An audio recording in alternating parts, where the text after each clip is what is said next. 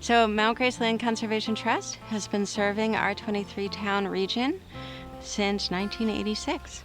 Located in what we call the North Quabbin, part of Massachusetts. This area has been really economically disadvantaged. It was a lot of old mill towns that for the most part have gone defunct.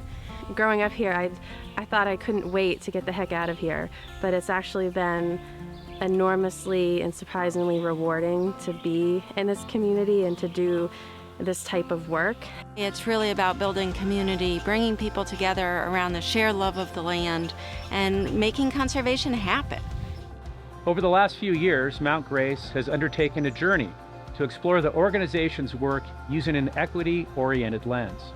The crucial piece is making sure that young farmers who don't inherit a farm have access to affordable farmland. The cost of buying farmland is very high, but with the whole farm affordability program, the setup that we built with Mount Grace, it became possible. A huge obstacle is access to markets. We've built around it like a great community of eaters who care about it.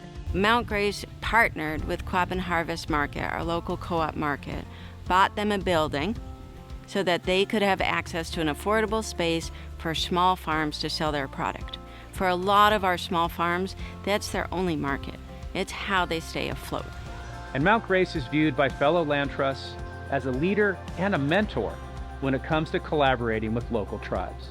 Mount Grace is definitely a great example for what it means to be able to create pathways, open up doorways, step out of the way, let the tribe move back into some ancestral lands that they've been on for thousands of years.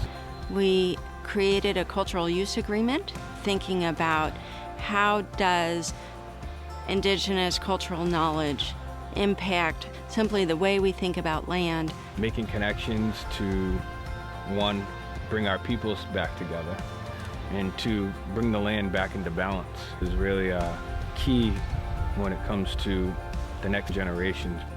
Mount Grace is an outstanding model for how land trusts can adapt and become more relevant to the communities they serve. Mount Grace has become part of our family. Where we are today is property that's owned by my elementary school art teacher.